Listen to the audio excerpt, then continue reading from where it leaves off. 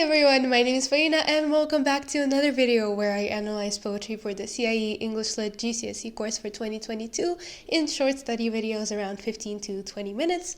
Today we're talking about James Joyce's I Hear an Army. Let's start with some quick context, a brief summary, and then move on to the line-by-line analysis. A quick bit about James Joyce himself, and then I'll move on to the poem and the images. Considering James Joyce's renown, I'll keep this bit a bit more concise than usual. James Joyce was born in Ireland in 1882 and died in 1941. And he's less famous for his poems, although hugely famous for his works that were very influential in the 20th century and of course beyond. He's known for his experimental use of language and the way that he writes with interior monologue as well as allusions to certain events. He's of course the author of A Portrait of the Artist as a Young Man, biographical work, and Ulysses, famously one of the hardest works in literature. A religious upbringing, one which later cost him some existential religious reckoning. He lived through the First War. It actually caused him to flee to Switzerland. Wasn't doing that well with his poetry. It wasn't tremendously famous, but I Hear an Army was published in 1907 in a collection called Chambers of Music. However, this poem was also mentioned in a very important work, The Imagiste, by Esther, the founding basically of the Imagist movement, founded on 3 key beliefs about what makes poetry good. I will attach a link so that you can read more about it, and I'll briefly just explain here. To refer to the subject of your poem in a direct way, in a way that gets straight to the point, whether subjective or objective. You talk about it directly without taking that overly long route. Second point is to be sparse on words and use only those necessary, so not to create over-the-top flowery language. Finally, when thinking about rhythm, to use these things as musicians do, to recognize these fine elements, but when writing, listen to the words rather than build them to fit a specific pattern. This was the only James Joyce poem featured in the anthology because Pound believed that this poem channeled his 3 pillars, and I think that when you look at it, especially the part about no words going to waste, it definitely does. There are many possible interpretations of the poem here, many paths, many routes to take, so I will briefly summarize all of them, but in my line-by-line analysis, although I will try to incorporate again all of them, it will of course focus more on my personal interaction with the poem and my more direct analysis of it as being dreams and society's scorn on their relationship. I personally see this poem as a nightmare that the speaker sees after being distraught in life because of his relationship and because of the scorn that society places on him and his relationship, and so this is why the poem has this mythical, magical quality. They permeate the dreams, they cleave the gloom of the dreams, right? So this is why the poem is the way it is for me. The gossip, etc., they add to his fatigue and they continue to do so, and so because he's tired he keeps seeing it and thus eternally feeding the cycle. You could also view James Joyce and his spiritual salvation, so because of his, to say difficult relationship with church, he could have probably viewed this as God coming to punish him, so this is the wrath of God, and the reason the army is so big is to represent the extent of his sin, and of course it's like the wrath of God, so black is death coming upon him that he, maybe because he has these thoughts about God that he isn't sure about, that potentially make him a heathen. Or the poem could also be a reference to the war, so like people preparing to lead the charge quite literally. So this was only a couple years before the war and there were a few skirmishes, and Joyce actually was very paranoid, as it turns out, correctly paranoid that the war would break out, so this could potentially be that too. Maybe I'm reading into this a little bit. The anvil could also be representing the working people, and so their destruction to come that they're specifically mentioned, but again, maybe I am reading too much into this. I do think that this is a perfect instance of the way that there's subtle reference throughout the poem, so this is why I think that the anvil could perhaps be something more, represent the people too, because the poem subverts expectations throughout. He is constantly building suspense and he plays this with this fearsome imagery, which I think makes the poem as striking as it is. But like I said, I'm sticking with my interpretation of this and just incorporating other interpretations to this too, but feel free to see it the way that you see it and to decide to what extent you view James Joyce's own historical background to play a part in this poem, death of the author in the postmodern world and all that. I hear an army charging upon the land, and the thunder of horses plunging foam about their knees. Arrogant, in black armor behind them stand, disdaining the reins with fluttering whips the charioteers. I'll start with the rhythm of the poem overall first. So For most of the poem, it's quite irregular. However, there are many lines in which the meter is iambic. For example, I hear an army charging upon the land, so I hear an army charging upon the land. And whereas in the poems I've analyzed before, I've mentioned iambic being like this meter of love because it's the beating of the heart with this like dum da dum kind of sounds. In this poem, I think it works perfect to show the sounds of hooves and horses kind of like clomping on the ground. So the poem has 3 quatrains, which basically means that there's like 3 stanzas, all with 4 lines, and the rhyme scheme is A B A B C D C E F G F H. I would like to draw your attention to the way the poem starts with the personal pronoun I. Straight away, it establishes a relationship between the reader and the speaker. The confidence that it establishes is especially useful because of the difficult nature of the subject. Nightmares as dreams being this extremely personal thing that we all see. It also makes you feel more presence because coupled with the vivid imagery that follows after I hear, because you're so much in the scene already, the I hear with this together makes you feel as if the narrator is right next to you, telling you all of this and describing the scene that you two are seeing, so it really adds with your own engagement and personal response to the poem. And also straight away, of course, it makes you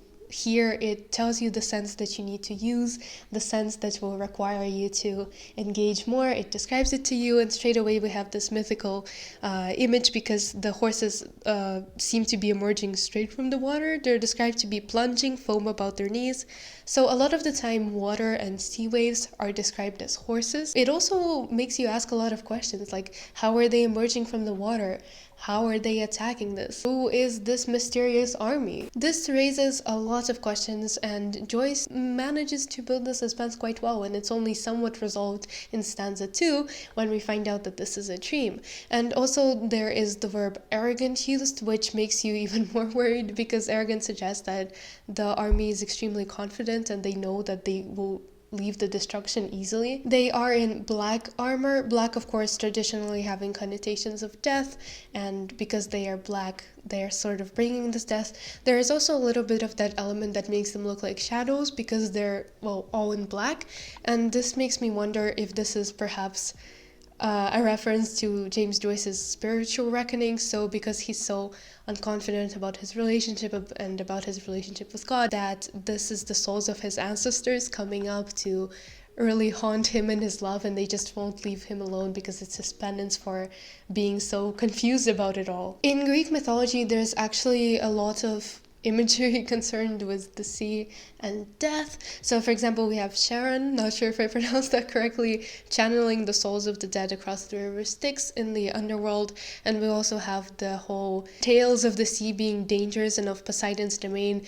Odyssey in his travels, he loses many of his crew members in the sea, so we have that kind of element to it. It's also a vivid juxtaposition to the foam because foam is white and, well, it traditionally represents peace.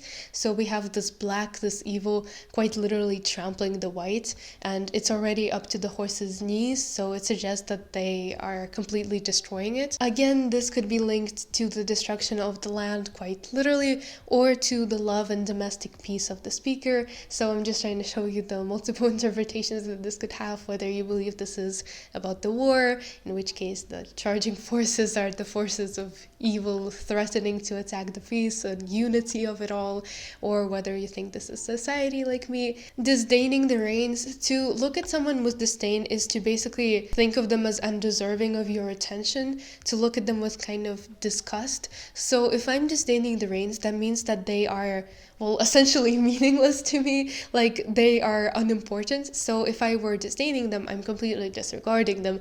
I'm charging without stop. I have one goal and I don't have a means to stop. I don't care for the means to stop. I just, well, for these charioteers, they want to completely trample it all in their wake. And also they have fluttering whips. So not only are they charging for destruction, they also have these massive weapons that they're twirling around. So their whips are fluttering around, and even though the word is not technically onomatopoeia, you can't help but sort of read it that way with its double T sounds. And actually in the first stanza, there is a lot of sharp sounds like T, like plosive sounds like T, G, R, that sounds kind of like growling, and also CH, which makes a sh sound. It's a stifling, shushing sound, a sort of just wave that completely wipes out everything to the point when it's suddenly silent with the death. So for example, plunging, charging, thunder, arrogant. So arrogant is growling. So yeah, you have all of these sharp words, sharp battle words that really bring out the diction of everyone involved in the poem and punctuate every sentence and punctuate every line and every image and make it even sharper than it is. There is also some inverted order because the subject of the sentence, the line, not sure quite how to refer to this, so the charioteers, they're mentioned last, and after that there's a full stop, so they're punctuated, they're drawn attention to. There's quite a lot of caesuras and in the form of comments enveloping the descriptions, arrogant and with fluttering whips, and the enjambments punctuate the image too. They make the whole poem have an erratic feel. First we have this image of land, then this image of horses, then the army. It's just three distinct images, so sharp. Joyce completely builds suspense. He completely makes each individual detail clear. They cry into the night their battle name. I moan in sleep when I hear afar their whirling laughter. They cleave the gloom of dreams, a blinding flame. Clanging, clanging upon the heart as upon an anvil. So it's revealed that this is a dream, so you would think that the tension and the suspense is over because we know that this is a dream, but there seem to be even more questions arising from it all, because we have, they cry into the night their battle name, so there's a colon after battle name, so you would expect to hear what their battle name is, but it's not stated, so you can only speculate on who this army is. The key question of who are these attackers, why are they attacking it, is never answered in this poem. In the personal response section, this is for sure something to mention what you think their battle name is. Battle cry, it seems very emotional and very desperate, and it becomes cruel when the speaker hears their whirling laughter. So they're taking pleasure in the suffering that they inflict. And I also think it's interesting to note that how it adds to the sense of impending doom, because the speaker says he hears it from afar. So this kind of paints the image that the speaker is completely stuck and unable to move, so it's just this inevitability of watching death and destruction approach him. He's sleeping, so he can't wake up quite yet, so he's forced to watch the stream, and he sees this sudden death just marching towards him, and he knows he can't run, and the army knows he can't run, and so they're taking pleasure in it all. And they cleave the gloom of dreams, a blinding flame. They are so powerful that they can literally invade his head. It's just more land for the army to conquer. So they're really set to destroy the peace. And it seems that he can't get the peace that people would get in the night, because here they are invading a state that would seem to be uninvadable, that's just his head. Here they are, this mythical army set about to destroy him, and honestly it seems like he has no peace during the day either. Cleave is to split, so there's a continuation of word choices and imagery, and also this is again a contrast, because usually if you would say gloom, you would think that this is a kind of dark situation that you wouldn't want to be in. It has more negative connotations, but here it's actually surprising. The gloom of his dreams, it's peace, but here they are with just this blinding flame of rage and anger and destruction and cries that they leave behind, and suddenly you realize that you would rather that it would be gloomy than this. Clang is such an unpleasant word, and the double repetition, the trochee, because both of them are stressed, clanging, makes it even more stressed, makes you feel like you're hearing the sound even more.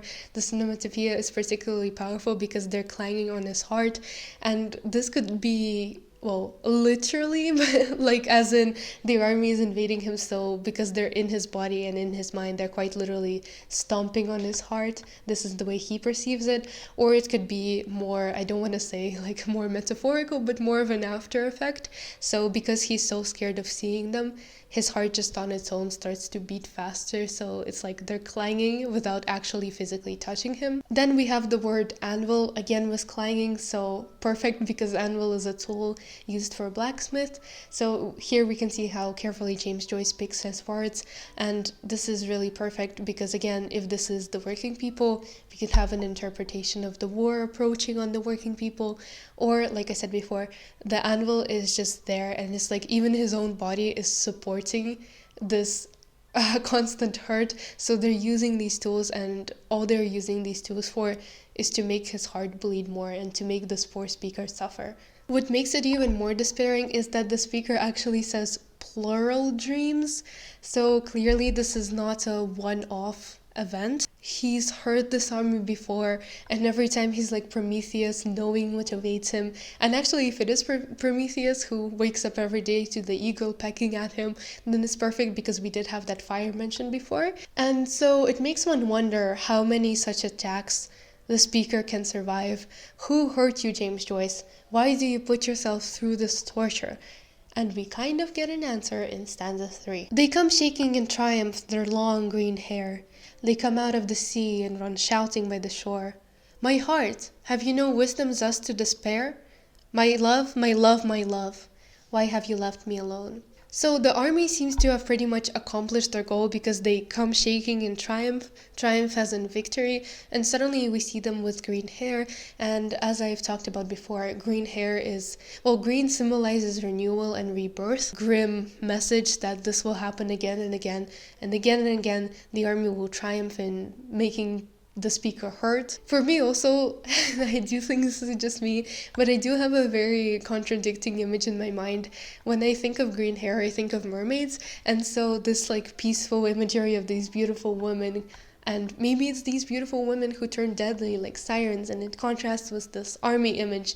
And so because the whole poem is full of contrasts, I think that if it does come up, I might mention this as part of my personal response. Stanza 3 is also a perfect circular ending because whoever this is, they come out of the sea and run shouting by the shore. So they are already there. And this is circular because at the beginning we have these people charging upon the land coming out of the sea, and then the end where they are there charging upon the sea. And also we have the speaker being personal in the first place and saying I, and now he tells us his personal thoughts, and he tells us why he faces this. My heart, have you no wisdom thus to despair? He asks this rhetorical question to his heart. He personifies this, and after everything that the heart goes through, I think it's only fair that it itself is a separate entity almost. And I mean, I think it deserves it because his poor heart has faced all of society's scorn that society has thrown on it, and because of the last line, alternatively this could be just unrequited love, so it's not the fault of society as much as his, well, love of his life. So this love of his life is actually the army, if you want to see it that way. And wisdom is from the verb videre, which means to see, and before that we had blinding. So I think the answer to this question is no, the heart can just not see. Or maybe it does see, but it just can't help it because it loves her so much. What a beautiful message! Maybe love will prevail, but no, because we have my love, my love, my love. Why have you left me alone?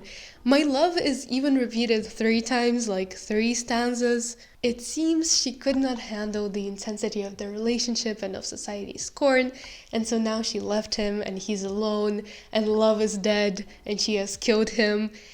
A misquote from Nietzsche himself.